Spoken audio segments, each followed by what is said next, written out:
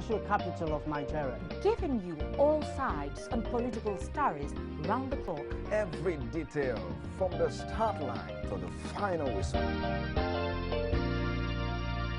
CoreTV News, expanding your view.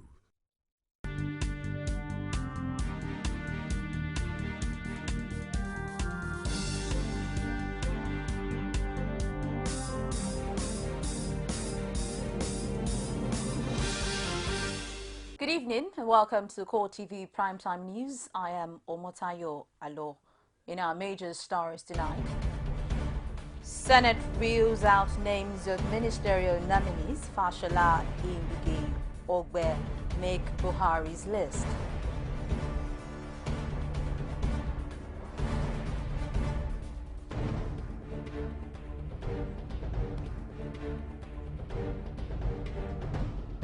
Also in this program, mixed reactions, great list of nominated ministers.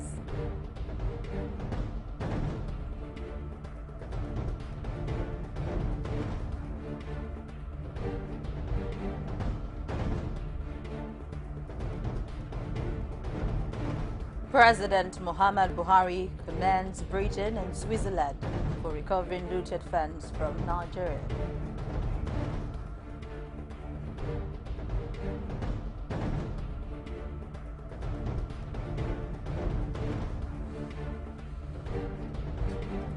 Outside Nigeria, Boko Haram strikes charged in its terror campaign, killing 11 people.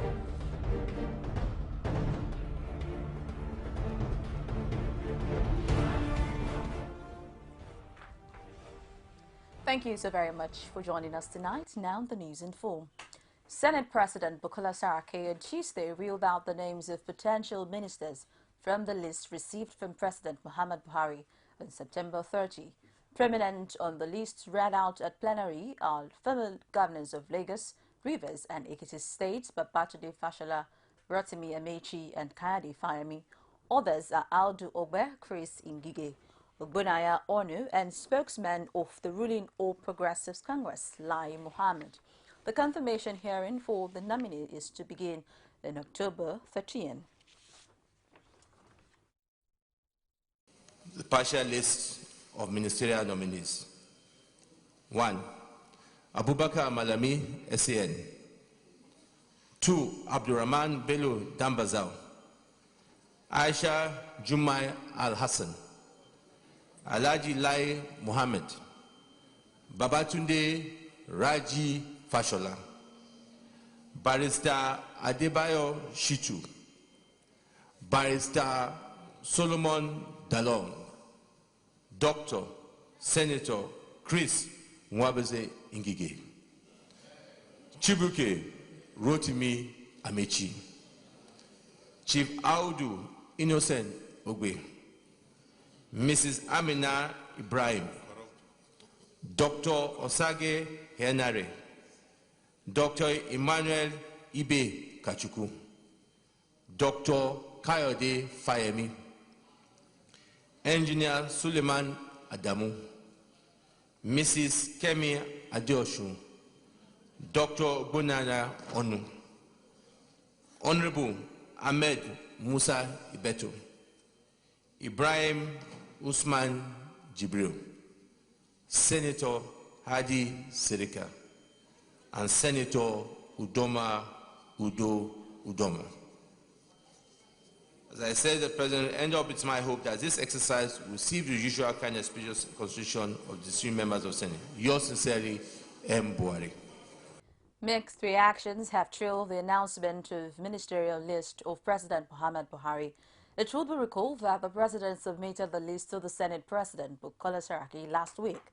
While some welcome the names announced, others are of divergent views. I have so much respect for Buhari. Because when he came in 1984 or December 1983, I was a small boy.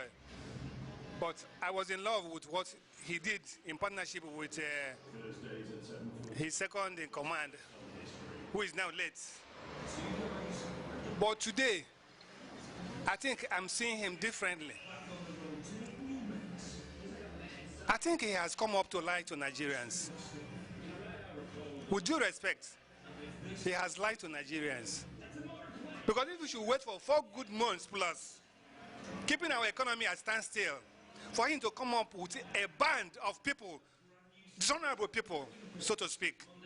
This man staying for 4 months to nominate ministers. I want to appreciate the good effort he has put in. Honestly speaking, before now, so many people on the streets have been talking so badly about the president. He's an old man. He's somebody who cannot even stand the test of time in terms of health and all that. But this is an old man who is doing so much. And we all know the background of Rotimi, Amechi, Fashola, and the rest of them. We all know them, except if you have lined here. All right? Now, for him to have stand for like 4 months before nominating them, that shows that he is taking his time to really know those that he wants to work with. We cannot deny the fact that most of the list is already, most of the names mentioned on the list are already in circulation. And the general attitude to the list speculated before was that all the people, virtually all of them, are veterans. They have proved their worth. We know they are men of character, men and women of character, and we are confident they will take us to higher level. Now, with the final list coming out officially from the Senate, we are not disappointed. The Senate has urged security agencies to upgrade their weaponry and technical equipment to ensure a successful war against insurgency.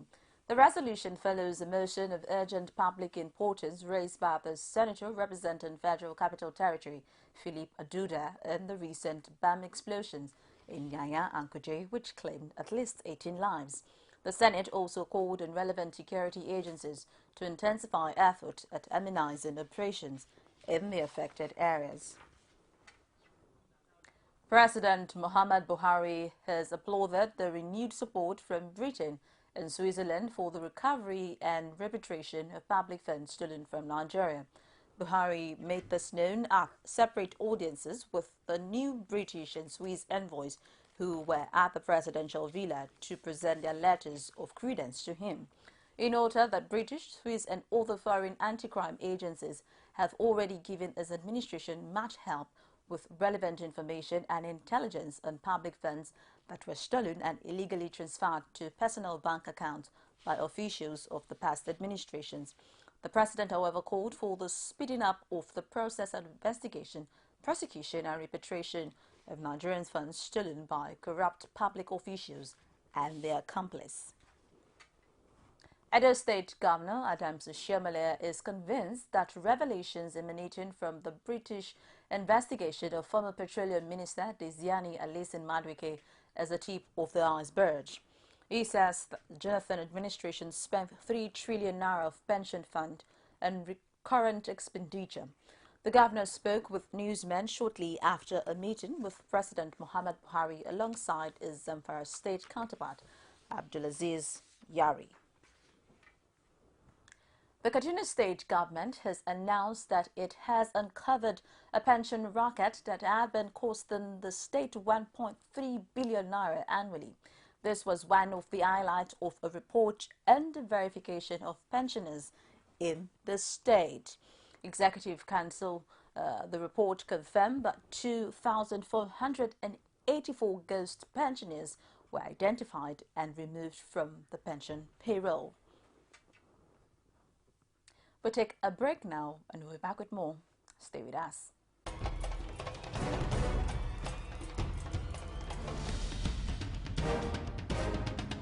This is what the people are saying.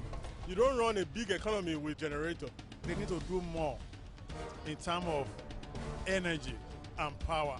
Many things to do for this Nigeria about lights, water, and new TT. For Nigerians that are not gullible, we know that good laws have done nothing good for this country. Buhari won the election convincingly. Talk to our husband that you should keep promise about what you said, and because people are watching you, another election is coming. Because some people will stand for Yoruba land, will be strong man. You don't die. This nation is moving forward. The best is going to take place. The people giving voice to the voiceless. Welcome. If you're just joining us, it's CoreTV Primetime News. Here is a quick reminder of our top stories. Senate reels out names of ministerial nominees. Fashola Ngige Ogbe make Buhari's list.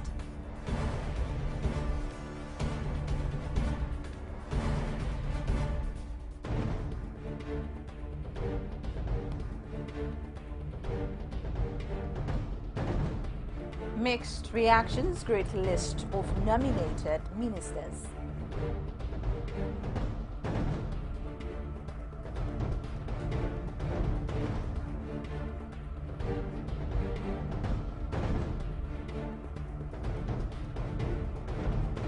President Muhammad Buhari commends Britain and Switzerland for recovering looted funds from Nigeria. For more news and information, visit our social media platform, facebook.com/CoreTV News, our Twitter handle @CoreTV News NG. You could get more on our YouTube channel, youtube.com/CoreTV, live space and news. The Salary and Wages Commission is seeking the probe of government officials found to have breached rules regarding remuneration and allowances. Executive Chairman of the Commission, Richard Egbole, said this at an interactive session with the management of federal government tertiary education and health institutions in Abuja. He mentioned that infraction of government pay policy will no longer be tolerated. For some time now, the relationship between the Osun State government and the lecturers of all the state-owned polytechnics and colleges of education has been very frosty. The trouble this time, according to the student of the Osun State College of Education, Ilarogun, who have taken their case to the street, is the alleged merger of the school with another owned by the state government. At the palace of the Orogun Villa, Wahab Oyetunde Bibire 1, the student accused the government of planning to merge the Ilarogun College with Osun State College of Education, Ilesha, thereby reducing. We apologize for that mix-up. Students of the Osun State College of Education, Ilarogun, and the host community have staged a protest calling on the government to rescind its decision to merge the college with another state-owned college of education in the state. Addressing newsmen and the resident of the community, Secretary of Ila Action Council, Yemi Adeoye, appealed to the government to go back on its decision to change the status of the college to primary education and technical education center. The Osun State government, however, described the news as unfounded rumor. Rashid has more in this report from Oshogbo. For some time now, the relationship between the Osun State government and the lecturers of all the state-owned polytechnics and colleges of education has been very frosty. The trouble this time, according to the student of the Osun State College of Education, Ilarogun, who have taken their case to the street, is the alleged merger of the school with another owned by the state government. At the palace of the Orogun Villa, Wahab Oyetunde Bibire 1, the student accused the government of planning to merge the Ilarogun College with Osun State College of Education, Ilesha, thereby reducing the staff strength. Was he told that government has set up a committee, and the committee has never given the government report. Our stand is that we don't want the state government to merge our school with Ilesha. We don't want the state government to convert our institutions to another school. But what we are expecting is that it should add more to reciprocate our deed during his election, because he led on massively to vote for him. Spokesperson for the Ila community, Yemi Adeoye, at this town hall meeting says if the college that currently has a population of over 15,000 students and runs 28 academic programs, including 15 other academic degree programs in affiliation with University of Uyo and Ekiti State University programs, is restructured to be a primary technical and continuing education center, the economic, financial and social impact on Ilarogun community will be devastating. It says the community wants the state government to jettison the idea, but in a swift reaction, the state government maintains that it's all an unfounded piece of rumor. If the college is changed to College of Primary Education and Technical Education, as well as Continuing Education Center, its status is relegated with the following attendant problems, which may not be acceptable. The future and career of the affected students will be pegged to primary and technical education levels. Eventual reduction in the staff strength because of two above as a matter of necessity. Yeah, it is true that the government set up a visitation panel to visit the 4 higher institutions owned by the polytechnics and the colleges of education last year, and they have submitted their report. The colleges and the polytechnic belongs to the government, and the fact remains that nobody is merging any school. Ila will remain Ila, Ire will remain Ire, Esauke will remain Esauke, Ilesha will remain Ilesha. But the issue is this: you cannot say that a state that has 2 colleges of education or 2 polytechnics, that the 2 of them will be offering similar courses. We are only looking at the curriculum of each of the institutions, and we are going to reorder the curriculum. We are not merging any school. Whatever Ilesha is offering, Ila should not be offering them, because we want to ensure standard in the educational sector in the state of Osun. Osun State has 2 state-owned polytechnics in Ire and Esauke, and 2 colleges of education in Ilarogun and Ilesha that award same degrees. And if the words of the state government is anything to go by, then the students and its host community have nothing to fear, as the restructuring exercise is said to be aimed at strengthening the quality of graduates who pass through the institutions for onward competition in the labor market. Ondo State Governor Olusegun Mimiko has denied the allegation that the bailout loan collected from the federal government has been lodged in the fixed account. The governor, while addressing public servants in the state, said his government will not do anything that would negatively affect the welfare of the state workers.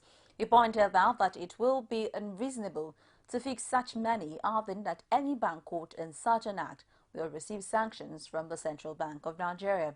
The governor further assured that his administration will always promote the welfare of the workers. The new helmsman of 34 Artillery Obinze, Imo State, Brigadier General K. Isiako, has stated his commitment and readiness to work effectively. He made the statement during a CoreTV visit to the government house. On his part, Governor Rochas Okorocha welcomed him and urged him to work effectively with all the security agencies. We also want you to interact with the traditional rulers that will also make chief security officers of the first community. Adapting yourself to what you find on the ground. Like I was introduced, I came from another brigade and to another brigade again. What is obtainable there, it may not be what is obtainable there. So, but then as human beings, we need to be conscious of our environment and ensure that we adjust and see the best we can do for the security, which is the aspect I'm here, therefore, security of the people and the state in general. A group of right activists under the aegis of Good Governance Coalition staged a protest at the Lagos State House of Assembly, calling for the delisting of Olufemi Ononuga from the list of candidates put forward to be screened as commissioner in Lagos State. The group says it will amount to a deliberate act of impunity if questionable character like Ononuga, who they allege of being involved in a corruption suit, is appointed, to hold a key position in Lagos.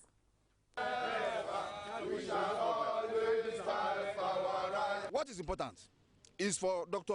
Olufemi Ononuga to prove his innocence or otherwise. We are not pre-trying him. What we have told the Honorable House is that now look into these allegations, and if found true, if there's any strand of truth in it, then he is disqualified from holding public office in Lagos State or anywhere in Nigeria. This same Dr. Ononuga, we are fighting against nepotism and cronyism. How do you make the wife of somebody the executive director of Lagos State Pension Commission just a month or so ago? Now you are now you want to turn into a family thing. Now the husband will now become commissioner. That is nepotism, that is cronyism, and that is criminal, and that is unacceptable. There are millions upon millions of Lagosians who are also qualified. You cannot say husband and wife to belong in this. We have a lot of grounds on this issue. So now, but what is important is this: if the APC claim to be an anti-corruption party. Let them not appoint anybody who has been indicted of corruption into their government. Otherwise, they will cease to be promoters of anti-corruption. They will have become promoters of corruption itself. Lagos State Governor Akinwumi Ambode on Tuesday rendered his account of stewardship in the maiden edition of the quarterly town hall meeting, revealing that efforts geared towards stabilizing the finances of the state has helped the state save about 3 billion naira monthly. Addressing thousands of resident party chieftains, traditional rulers and top government officials at the Abeson Mini Stadium, Lagos, Governor Ambode said that one of his first key tasks in assumption of office was to stabilize the finances of the state. To this end, his administration embarked on financial re-engineering and reviewed the revenue and expenditure framework of the state, saying that these efforts, coupled with realignment of ministries, departments and agencies, have saved the government almost 3 billion naira every month. We take another break and we'll be back with more stories. Stay with us.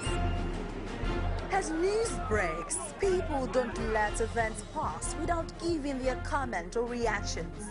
When the problem arises in society, these are the people that should be consulted.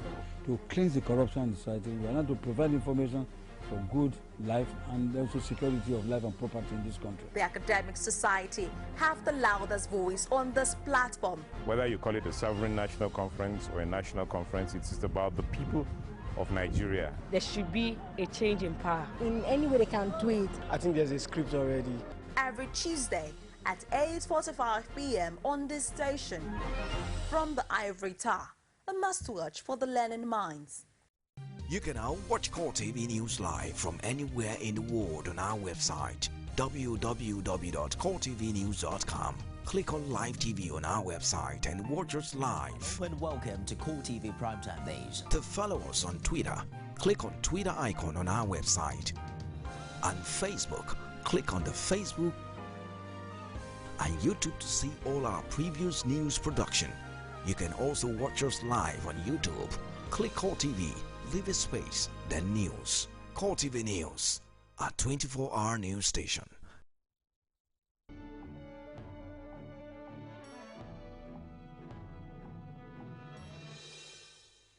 The Governor, Central Bank of Nigeria, Godwin Emefiele in London, said the Apex Bank would consider relaxing restrictions on foreign exchange transactions in the country if there was a drop in demand for dollars. Speaking at a conference in London, Emefiele said the restrictions put in place in June to conserve foreign exchange reserves and support the naira were working. He said CBN had little choice in imposing the curbs in order to preserve foreign reserves as demand for foreign exchange has dropped. The restrictions have reduced liquidity in the market, promoting JP Morgan Chase & Co. to remove the nation's bonds from its emerging market bond indexes last month. And from outside Nigeria, Boko Haram Islamist attack Chad on Tuesday, killing 11 and wounding 13 in the raid near Lake Chad, a Chadian security source reveals. The source said 17 Boko Haram fighters also died in the fighting following the pre-dawn strike.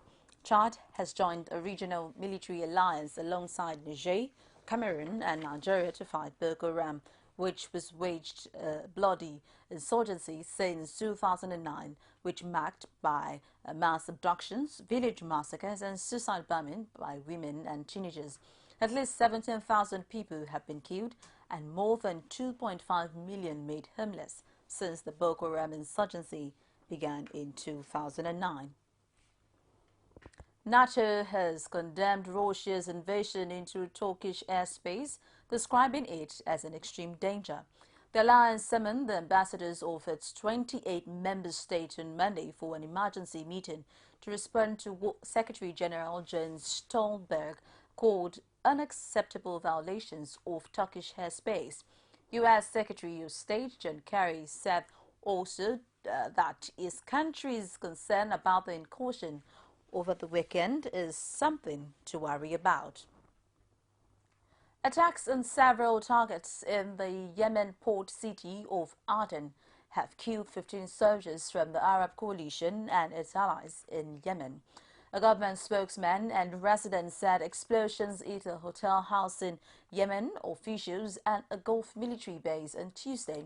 The officials said all government ministers and the Prime Minister were safe and unhurt. Yemen officials said, adding that the cabinet will immediately hold an emergency meeting on the attack. And now to sport.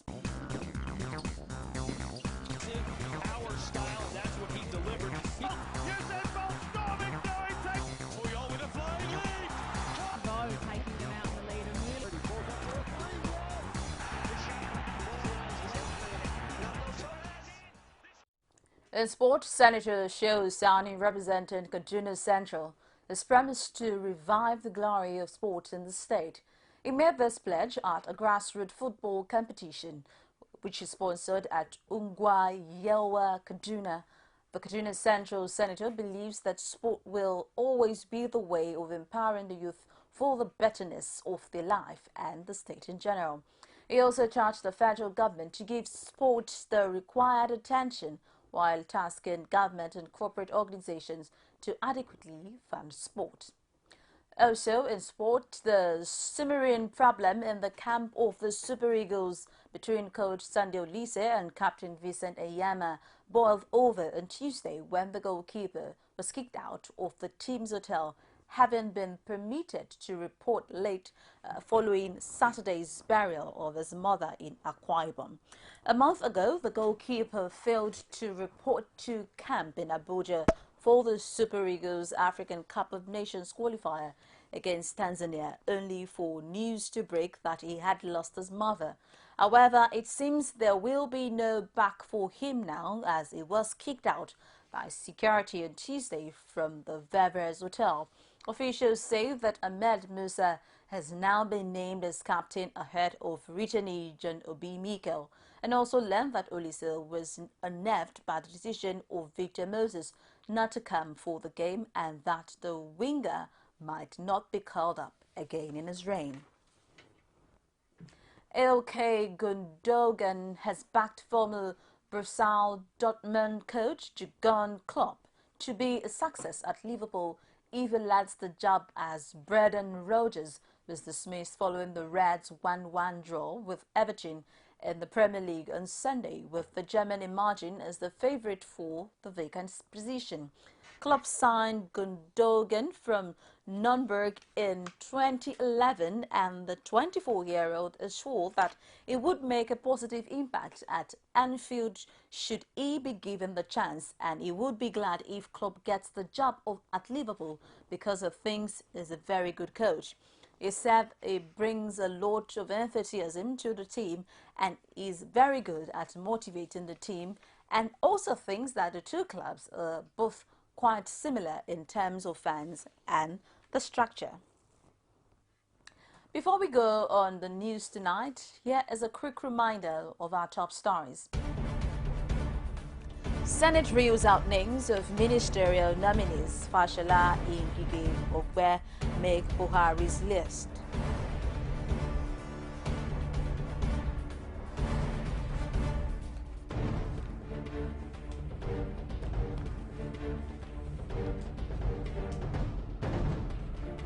Mixed reactions greet list of nominated ministers.